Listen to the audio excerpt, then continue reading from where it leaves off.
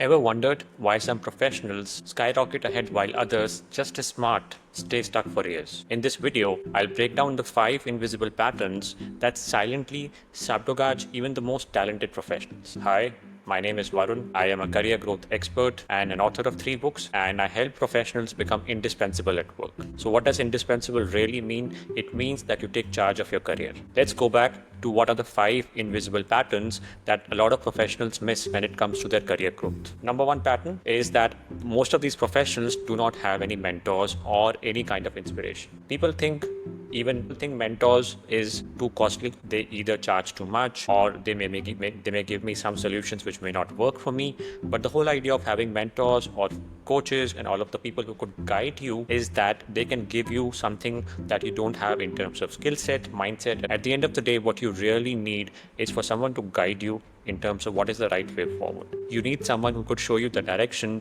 They can give you some feedback around your day-to-day work. They can see a lot of things that you cannot see about yourself. It's often said that in order to seek clarity, you must seek some distance. This very common example is used that we were always debating whether this earth is round or square or straight for a very long time. It was only when we got away from this earth and we flew into a rocket were we able to come to know that this is actually a round planet. So when we got this distance from earth, we got some clarity. So if you need some clarity, you need some distance. And therefore, somebody who's outside of your emotions, your mental dramas, and daily work can guide you in that direction. So don't worry about money. Don't worry about the fact that I think at the end of the day, I have to pay somebody to guide me. It's always good. It's always good to have mentors, to be inspired by someone. Very early in my career, when I was working in the Big Fours, I realized that, okay, how do I know which career phase to take? Whether I should grow in the Big Four, should I move to the industry? What do I need to do? What I need to do was, and what everyone needs to do is to figure out 5 levels ahead, 20 years down the line, if somebody is working in that field and somebody's already occupied that position, do you want to be in that position or not? And as great as some of these positions were, I never saw myself doing that. That's the power of looking at mentors, of people who can guide you. And I looked at another field. I looked at, okay, I need to get into my own business. So I need to move into the industry where I would need to get more time for myself, free myself away from all the work that is happening in the Big Four. That was my decision because I understood that's the job I want. That's the future I want for myself. So that's the pattern you should look at, whether you have enough people who inspire you, who guide you towards the right direction. Second pattern, which a lot of people miss, is they don't read enough. And I think number 1 skill that everyone, especially career professionals, should develop today is that they should be power readers. There should be active reading happening every day. Whether it's 5 minutes, 20 minutes, half an hour, 1 hour, it doesn't matter. The fact of the matter is once you read, you become a leader. So readers are leaders because you would see a shelf of books in the back of almost all the leaders. Because that's important, right?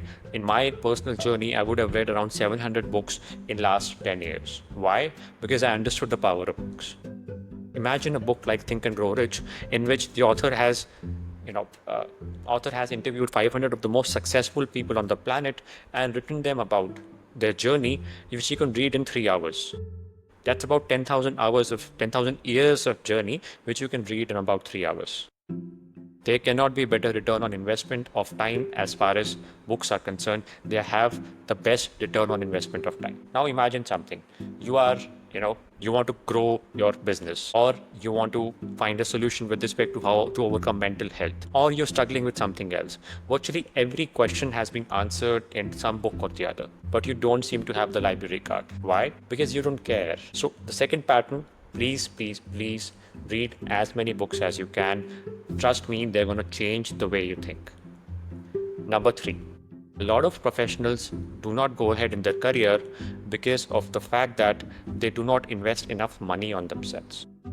And I'll give you a very simple recipe. You saw the movie Kung Fu Panda, and he talks about the magic scroll and the secret ingredient and all of that stuff. I think at the end of the day, what you really need to know that there is no magic ingredient, like he mentioned in that movie. What is the magic ingredient? You are the magic ingredient. And I always say this is very, very important. The growth that you want to have, or the magic that you want to develop in your job, the magic ingredient needs to be developed outside the job. So you need to invest time in learning something new, outside of your job. That's the only way you'll be able to grow within your job. So find time, invest on yourself, invest time and money, which will pay off eventually. I can't even remember how much money I've spent in the last 10 years in my self-development. Warren Buffett says it's best. He says the best investment you can do is on yourself. And trust me, it will pay off sooner than later. So don't think small amounts of money will get me somewhere. No, it's not going to help. If you really want a better future, you better start investing in yourself, not just in terms of time, but in terms of money. Number 4. Fourth pattern that a lot of professionals miss is the fact that they're not having any spiritual values to go with. Now, this can seem a little tricky because why you would ask me, what does spirituality have to do with career transitions or with career growth? A lot of things. We are living in a country where the word spirituality is often misconstrued in a lot of different ways because people think it has to do something with the divine, it has to do with devotion, it has to do with prayers.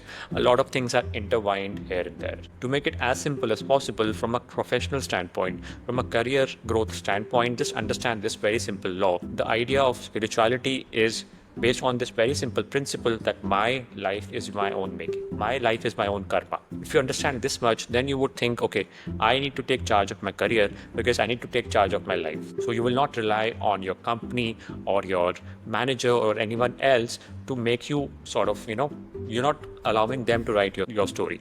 You are writing your own story. That's the power of spirituality.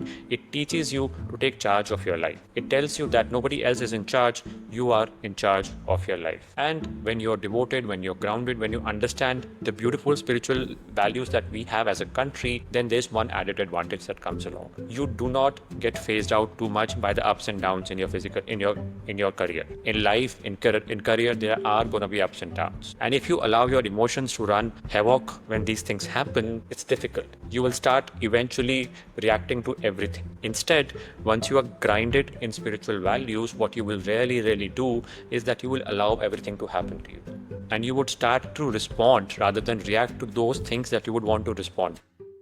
You would not unnecessarily drain your energy into situations and people that don't need your energy. Because at the end of the day, your energy is also limited. So that's the fourth pattern that a lot of people miss, which is they do not have the right spiritual values. And number 5, most important, most professionals do not have a purpose or a why to do something. They have a goal. Maybe some of them have some dreams to build a home, be in a zonal head position, to be a CXO, to be the CEO. Some of them also have some travel goals. Some of them may have some goals around buying a car. Somebody wants, to buy a house. All of these are goals which are relevant. I'm not saying you should not dream for all of them. Yes, definitely you should aspire and have all of these things. But there's a larger purpose involved, which a lot of professionals miss.